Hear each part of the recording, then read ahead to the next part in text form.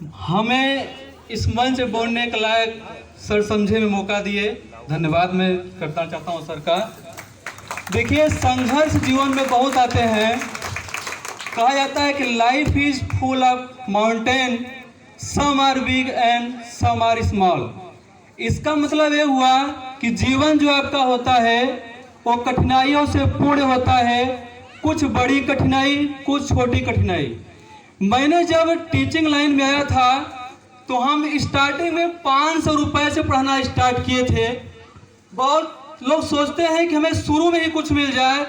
500 रुपए में हम सबसे पहले आरएसएस संस्था को ज्वाइन किए थे और यहाँ से चील्हे पूले, जो कि यहाँ से लगभग 12-14 किलोमीटर दूर है, और वहाँ पर हम साइकिल से जाते थे और वहाँ पढ़ाते थे, और हमको महीने मिलता कितना था? 500 रुपये। लेकिन मैंने अपना संघर्ष जारी रखा और हम लगे रहे, और धीरे धीरे बच्चे कहते हैं कि हम सर 2-3-4 घंटे पढ़े थक जाते हैं। मैं आपसे बता दूं, मैं इस समय भी 9 घंटे कोचिंग और 5 घंटे स्कूल, यानी कि 14 घंटे मैं अपना सिर्फ बच्चों में व्यतीत करता हूं। इसके बाद हम एक ऐसे टीचर हैं जो स्वयं बच्चों को हमें क्या पढ़ाना है उन चीज को पहले हम स्वयं एक बार फिर से पढ़ते हैं। हमें बहुत कुछ तैयारी हो मेरी, लेकिन फिर भी जब तक मैं उन चीजों को एक बार पढ़ के नहीं पढ़ाता तब तक हमें संतुष्टि प्राप्त नहीं होती है। क्योंकि हम अच्छा ये मानते हैं कि जो भी चीजें हम बच्चों को पढ़ाने चल रहे हैं, पहले ये हमारा दायित्व है कि उससे पहले हम एक बार स्वयं पढ़ें, इसके बाद बच्चों को पढ़ाएं तो काफी अच्छे से समझ में आएगा बच्चों को। तो बच्चों, आप लोग मेहनत करिए और लगे रहिए। असफलताएं भी मिले तो उससे आपको मायूस नहीं होना है, क्योंकि मैंने तो अपने जीवन में बहुत बड़ी सफलता देखी है, लेकिन मैं फिर भी लगे रहे। तो आपको निरंतर प्रयास करते रहना है, अपनी तैयारी में लगे रहना है। ये नहीं कि आप एक बार अगर कोई दिक्कत आई तो आप उन दिक्कतों को सोच के आप बैठ जाओ, ऐसा नहीं।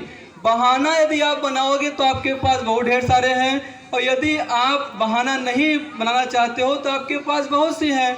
कठिनाइयां तो आएंगी, लेकिन जरा ये सोचो, अगर आप कठिनाइयों को लेकर के बैठे रहेंगे तो क्या बैठने से आपके जीवन की कठिनाइयां दूर हो सकती हैं?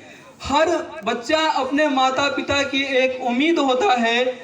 कोई किसी के पिता हो, अगर उनके पास आज पक्का मकान नहीं है, कुछ नहीं है, उनके पास एक यदि बेटा है तो सोचते हैं चलिए आने वाले समय में हमारे पास ही पक्का मकान हो सकता है, क्योंकि मेरा बेटा अगर शिक्षा ग्रहण कर रहा है, पढ़े लिखेगा, अच्छे से नौकरी पाएगा, तो कभी हमें भी इस कच्चा से पक्का में रहने का मौका जरूर मिलेगा। तो आप अपने माता पिता की उम्मीद है, और ये हर बच्चे का दायित्व है कि अपने माता पिता की उम्मीद को कायम रखें। तो सभी बच्चे मेहनत आप अच्छे से करिए। कोई दिक्कत हो, विद्यालय में बहुत अध्यापक हैं, आप उनसे संपर्क करिए। जो भी सहायता, हम तो बच्चों को बोलते हैं घंटी के अलावा यदि हमें सहायता आपको चाहता है, आप लंच में भी हमसे चीज़ों को पूछ सकते हो, क्योंकि हमें बैठने की आदत ही नहीं है। हम हर बच्चों को बोलते हैं यदि आपको कहीं कोई दिक्कत है, हम आपकी सेवा में हमेशा तत्पर हैं और तत्पर रहेंगे जब तक हमारी ये जाने हैं। इसी के साथ मैं अपने वाणी को विराम देता हूँ। जय हिंद, जय भारत।